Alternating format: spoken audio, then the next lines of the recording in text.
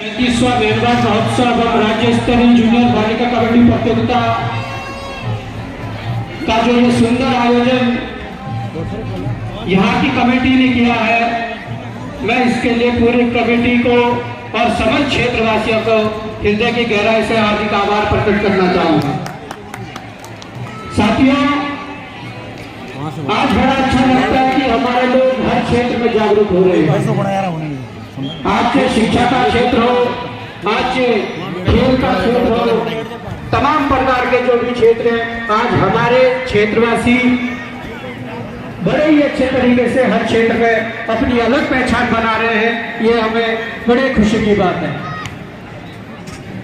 मैं बात करूं इस जौनपुर की, तो जौनसार, रवाई और जोधपुर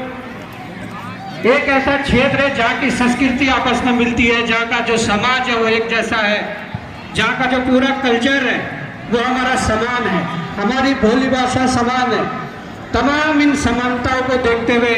हमें कभी ये महसूस नहीं होता है कि हमारा ये जौनपुर क्षेत्र हमारे जौनसार से अलग है या रवाई से अलग है। मैं कहना चाहता हूँ कि जो हम संघर्ष कर रहे हैं आज इस युग में, आज इस दौर में, हमारे देश के अंदर, हमारे प्रदेश के अंदर भ्रष्टाचार जो है वो कैंसर रूपी बीमारी की तरह फैला हुआ है। जिस प्रकार से कैंसर इंसान को खोखला कर देता है, जिस प्रकार से हमारे समाज में कैंसर बहुत तेजी से फैलता है, वैसा ही ये भ्रष्टाचार हमारे समाज में, हमारे प्रदेश में, हमारे देश में बहुत तेजी से फैल रहा है।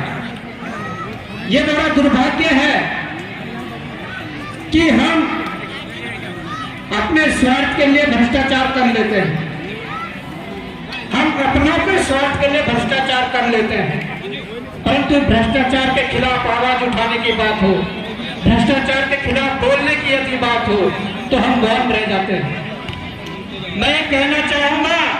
जब इस लड़ाई को हमने शुरू किया, लगातार 5-6 वर्षों से इस लड़ाई को लड़ रहे हैं, परंतु आप जैसे जो सहयोगी है, आप जैसे जो युवा साथी यहाँ पर उपस्थित है, जो अभिभावकगण उपस्थित है, जब उनका सहयोग बार बार मिलता है तभी हम इस लड़ाई को आगे बढ़ा पाते हैं। और इसमें हमारी कोशिश रहती है कि इस लड़ाई को मुकाम तक पहुंचाने की, परंतु हमारा सौभाग्य है कि जिस धरती पर हम आज खड़े हैं, जिस जौनपुर की धरती पर आज हम खड़े हैं, यहाँ पर तो पूर्व में भी श्री सरदार सिंह जैसे योद्धा रहे हैं, योद्धा कहें, महापुरुष कहें, जितने भी शब्द हैं वो सब कम पड़ जाएंगे। और मैं सौभाग्य समझता हूँ जब इस लड़ाई पर शुरू किया, जब ये लड़ाई अपने चरम पर थी,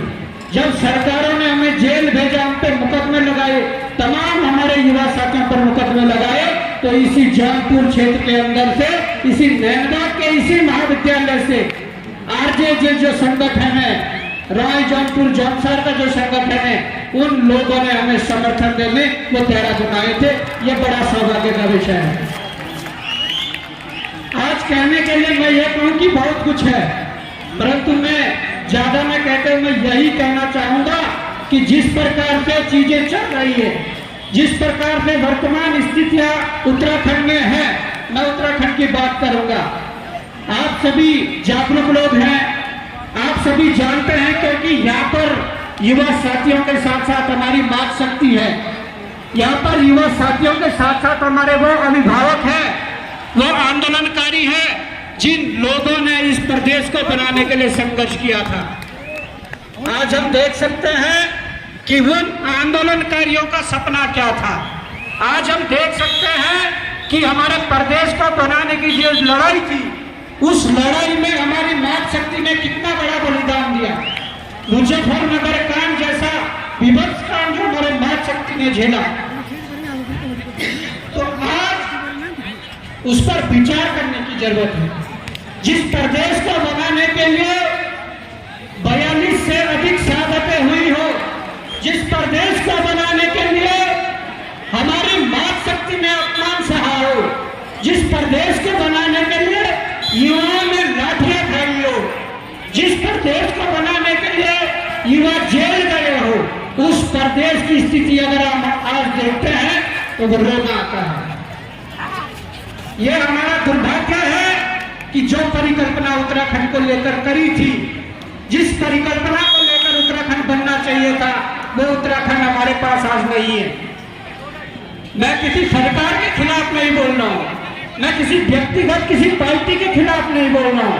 परंतु हम ये जरूर कहते हैं कि 22-23 वर्षों में उत्तराखंड में चाहे कांग्रेस की सरकार रही हो, उत्तराखंड में चाहे भाजपा की सरकार रही हो या कोई और दल की सरकार रही हो, जिस परिकल्पना के लिए उत्तराखंड बना था, उसके लिए आज तक की सरकारों ने उस पर काम नहीं किया है। जागरूक नागरिक होने के नाते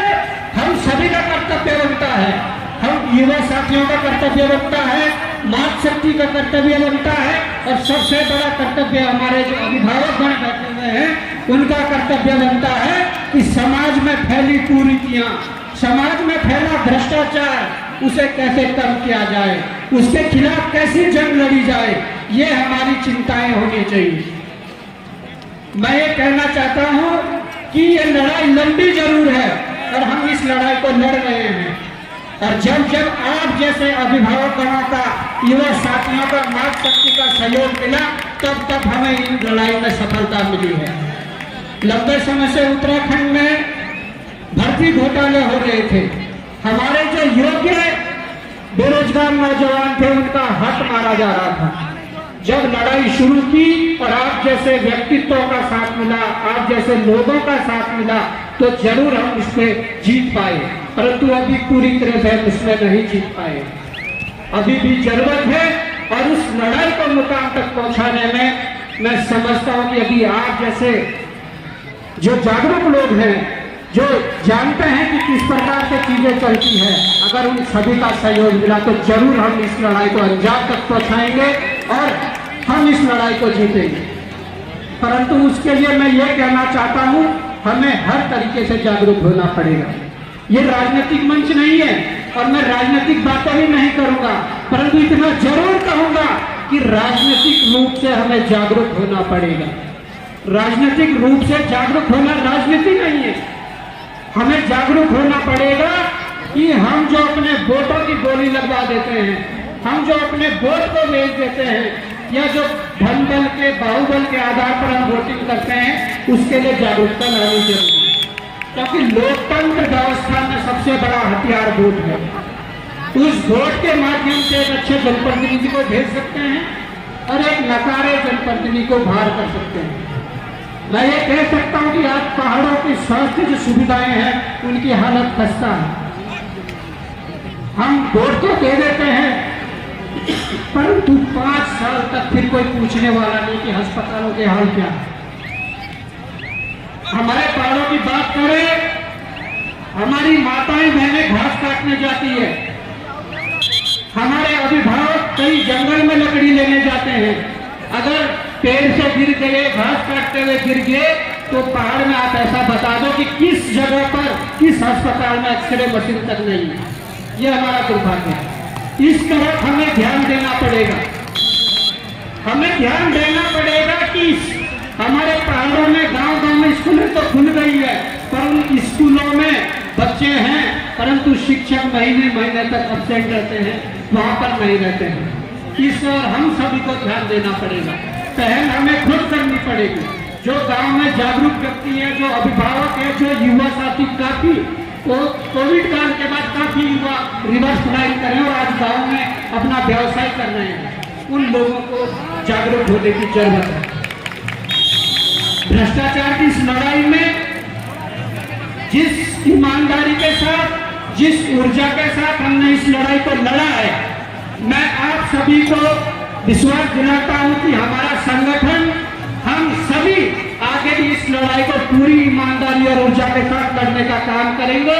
बस आप लोगों का प्यार, आप लोगों का सहयोग और आप लोगों का आशीर्वाद इसी तरीके से अगर बना रहा, तो इस भ्रष्टाचार रूपी बीमारी को हम एक दिन इस प्रदेश से उखाड़ फेंकेंगे। इन्हीं शब्दों के साथ मैं अपने वाणी को विराम देना चाहता हूं। जय हिंद, जय भारत, जय उत्तराखंड। बहुत बहुत धन्यवाद। और अभी